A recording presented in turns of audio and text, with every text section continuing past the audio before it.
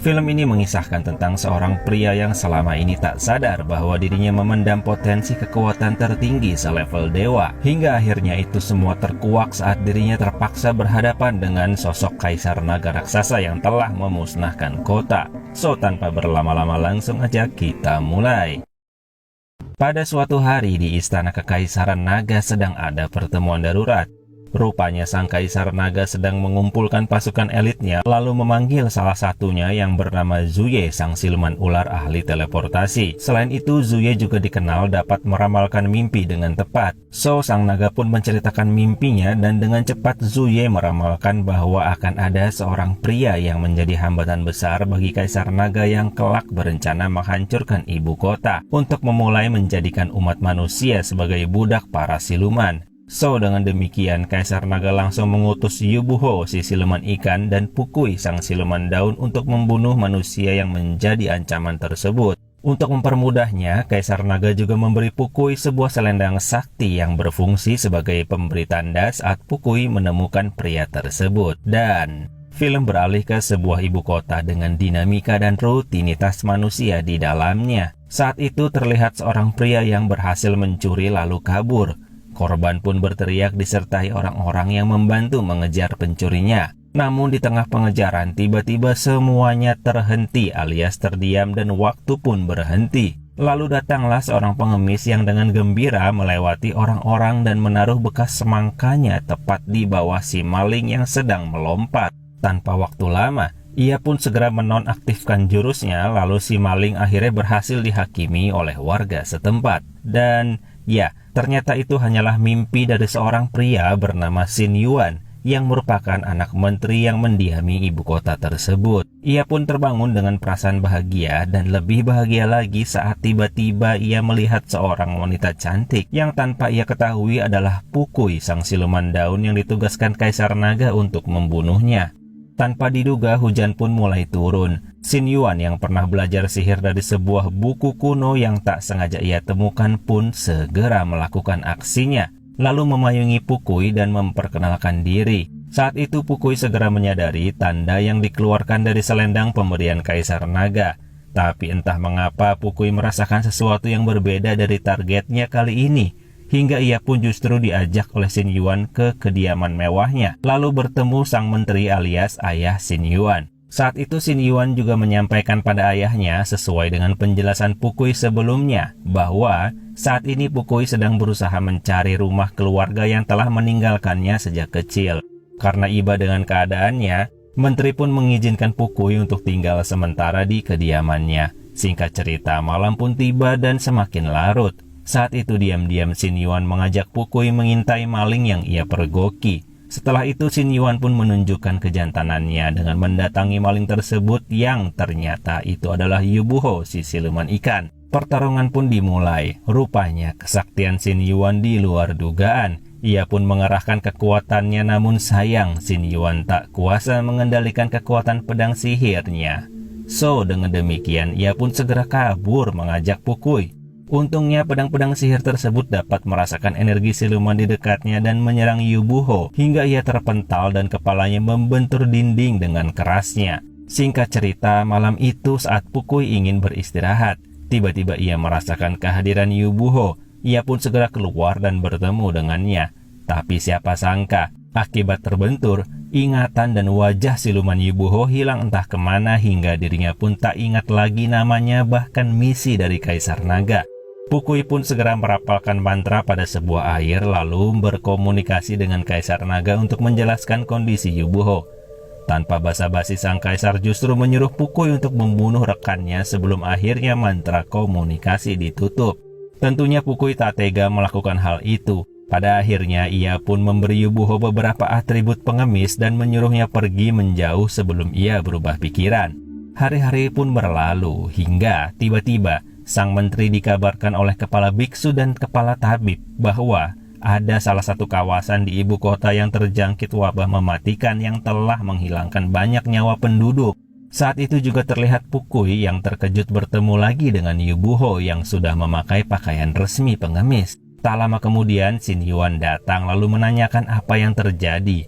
Pukui yang terkejut menjawab sebisanya dan keluarlah kata-kata bahwa pakaian pengemis ini istimewa. Nah, mendengar hal itu, Xin Yuan yang sudah jatuh hati dan ingin menarik perhatian Pukui, tanpa pikir panjang ia segera mengajak Yubuho pergi menjauh untuk membeli busana yang dipakai oleh Yubuho. Setelah itu, karena Pukui sudah keburu pergi, ia pun memutuskan berjalan-jalan dan di sanalah pertama kalinya Xin Yuan bertemu alias didatangi oleh Zuye yang tentu saja berniat menghabisinya. Tanpa basa-basi, Zuye langsung memburunya. Xin Yuan yang masih belum stabil ilmunya beberapa kali mengalami kegagalan jurus. Namun saat itu bertepatan dengan datangnya Pukui dan Zuye pun langsung mengarahkan senjatanya untuk menghabisi Pukui. Nah, disitulah Xin Yuan akhirnya bisa kembali mengeluarkan kesaktiannya demi melindungi wanita yang dicintai. Hingga akhirnya Zuye pun terpaksa mundur untuk kabur.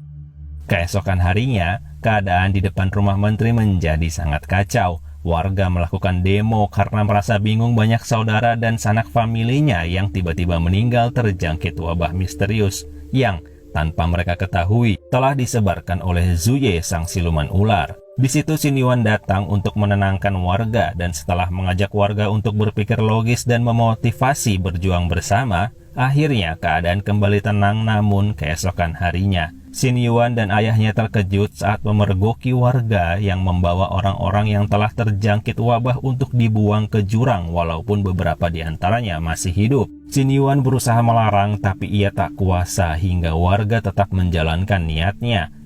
Singkat cerita, di malam harinya, Zuye mulai menampakkan diri di hadapan warga. Untungnya di situ ada Xin Yuan yang segera melawan, namun dengan liciknya Zuye pun kabur lagi.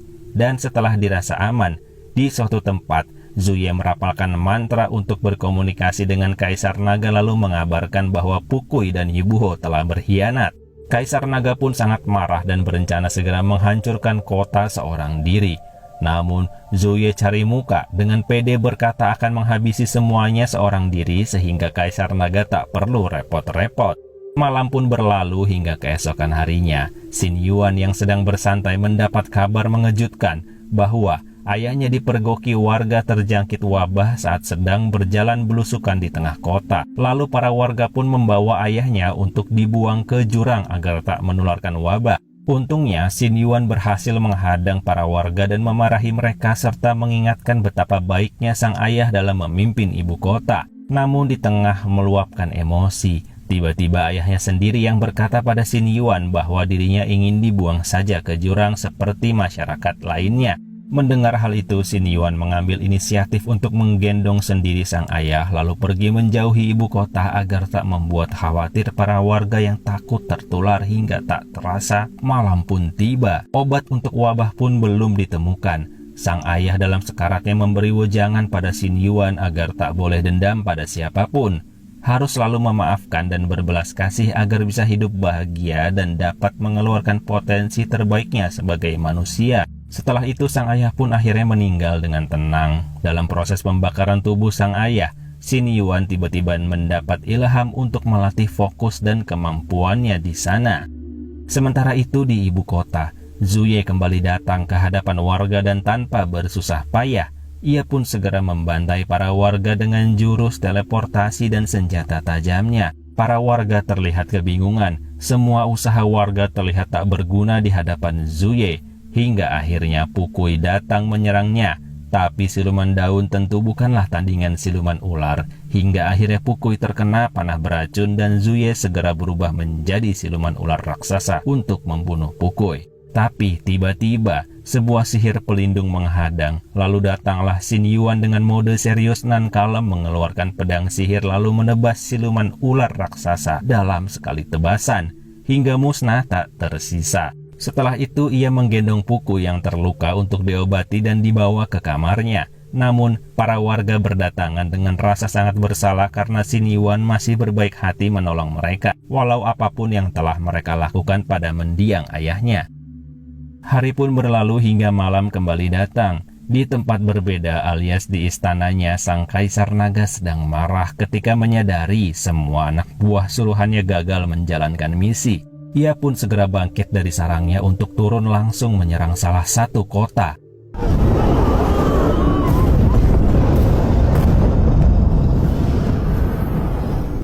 Bertepatan dengan itu, Xin Yuan melihat dari kejauhan bahwa salah satu wilayahnya sedang mengalami kebakaran hebat. Ia pun segera menuju ke sana, namun karena jaraknya cukup jauh hingga fajar pun tiba. Di sana hanya tersisa puing-puing reruntuhan beserta tubuh-tubuh manusia yang terbakar hangus. Bersama Pukui ia hanya bisa bersedih. Dan tiba-tiba datanglah sang Kaisar Naga. Tanpa basa-basi Kaisar Naga menyerang. Tapi rupanya kesaktian Xin Yuan belum mampu menghadang semburan api sang kaisar hingga ia terpental tak sadarkan diri. Pukui pun mencoba melawan, tapi jelas kekalahan ada di depan mata.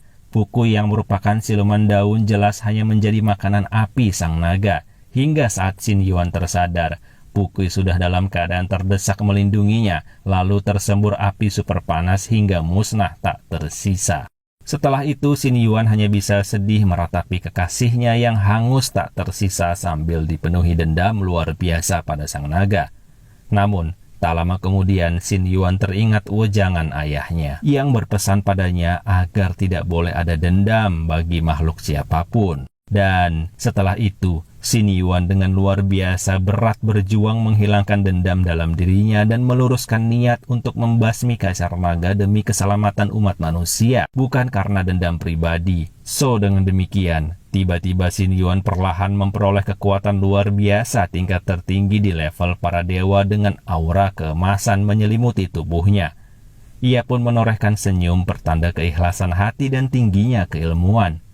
Tanpa waktu lama, Xin Yuan terbang sambil membangkitkan kipas emas legendaris, lalu dalam sekejap membawa sang Kaisar Naga berteleportasi ke tempat lain agar pertarungannya tak membahayakan penduduk.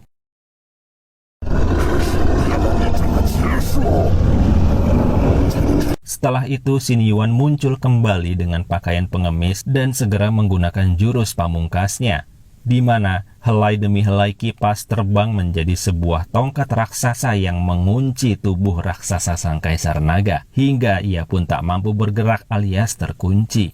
Xin Yuan pun dengan tenang datang menghampiri Kaisar Naga dan menyentuhnya dengan jurus tapak suci pemurnian, yang mana dalam waktu singkat membuat tubuh sang naga hancur lebur bagai batu kerikil yang berterbangan.